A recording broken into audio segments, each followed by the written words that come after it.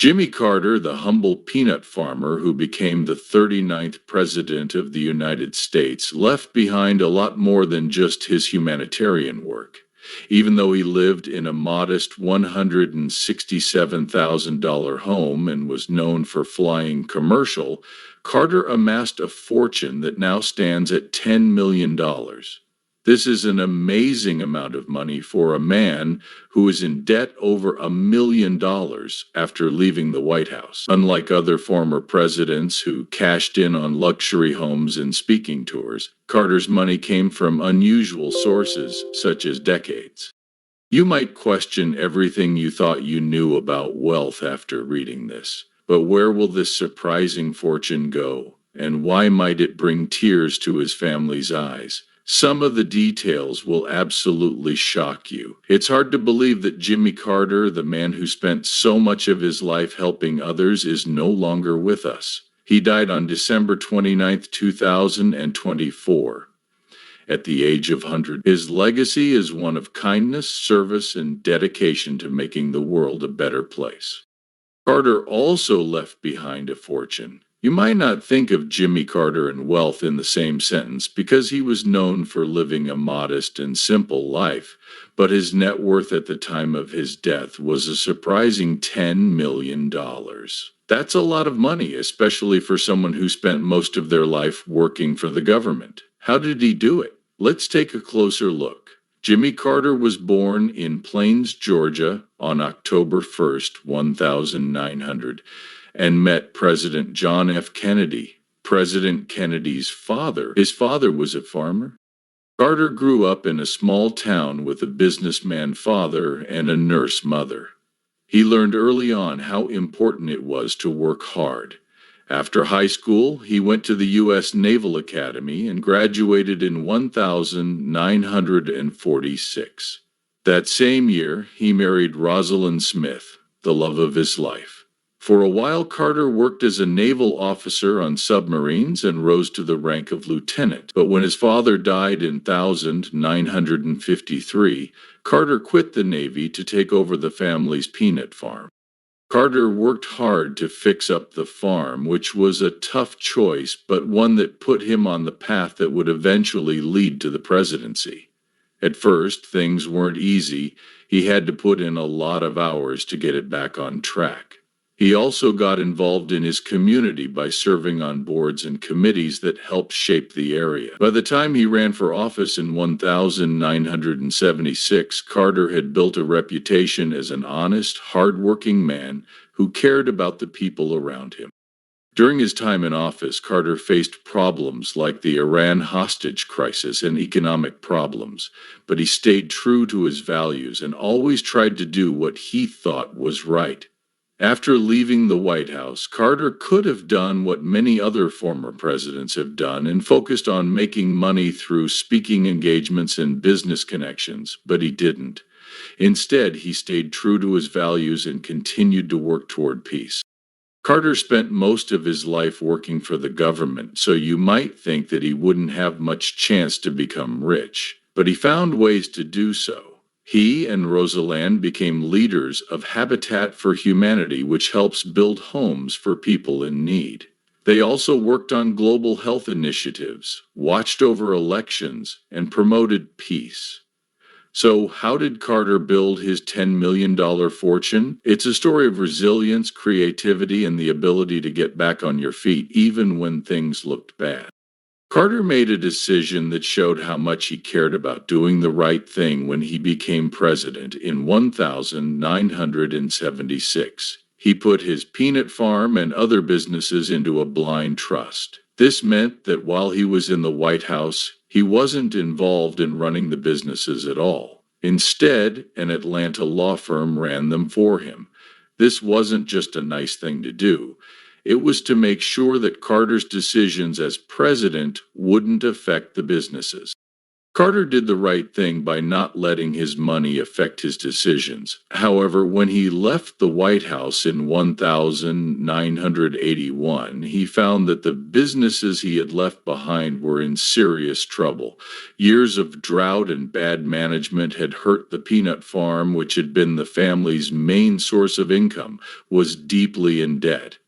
Carter found himself more than $1 million in the hole. It's hard to imagine coming back from being president to face that kind of financial blow. But Carter didn't let it get to him.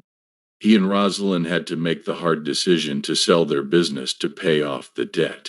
Starting over financially wasn't easy, but Carter didn't waste time feeling sorry for himself. Instead, he got to work. He realized that his life experiences, insights, and experiences could be useful not only to him but to people all over the world, so he started writing.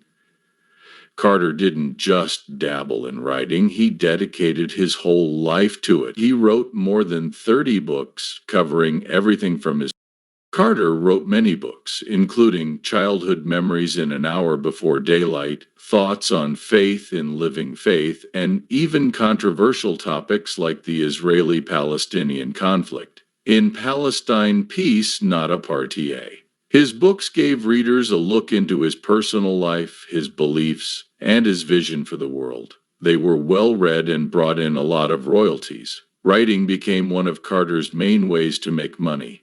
And it also let him share his story with millions of people. But Carter didn't just stop writing, he also became a Carter was a popular public speaker. How many people can say they've been a farmer, a naval officer, a president, and a humanitarian? His speeches were requested at universities, conferences, and events all over the world, and he didn't shy away from talking about tough issues like human rights, global conflicts, and what he had learned from his time in politics.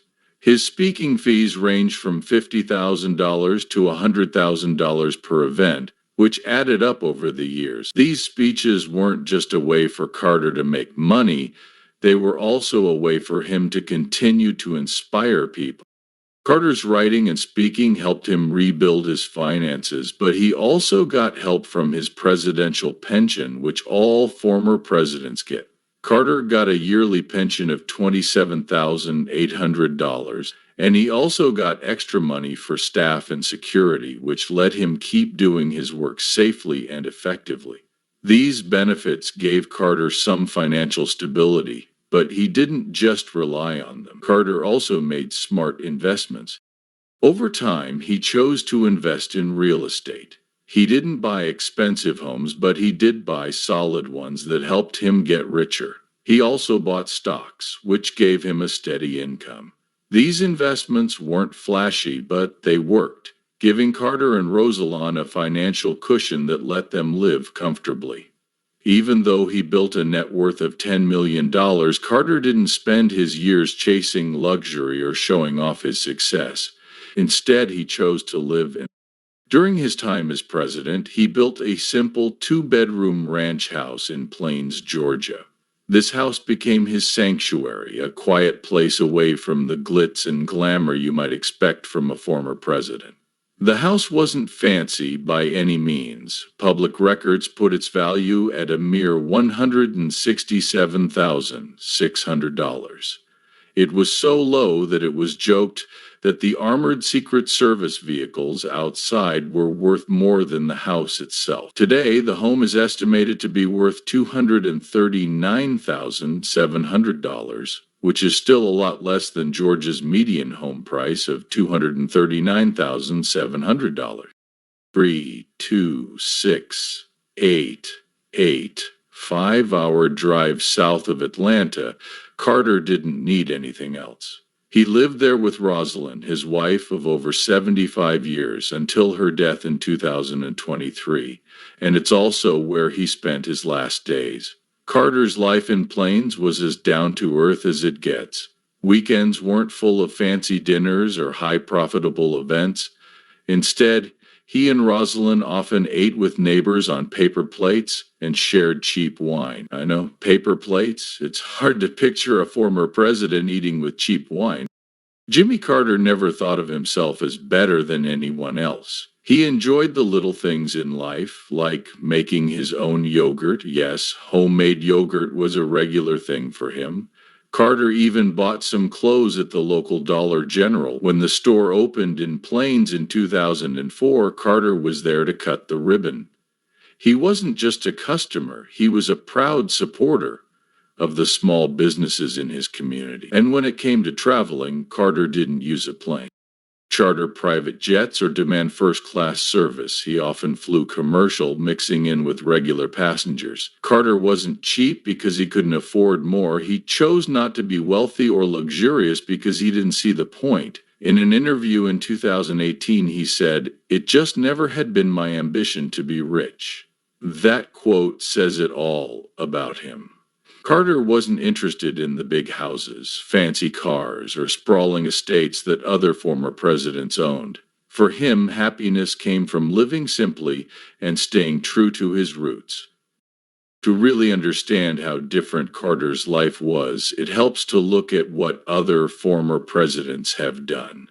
For example, after leaving the White House, Donald Trump went back to Mar-a-Lago, his luxury resort in Florida that Forbes estimates is worth about $325 million. Barack Obama owns several multi-million-dollar homes, including a $8, $12 million home on Martha's Vineyard and a $1 million mansion in Washington, D.C. Even Bill Clinton, who left office in debt, quickly turned things around. He bought homes worth millions of dollars in New York and Washington, D.C. through lucrative speaking engagements and book deals.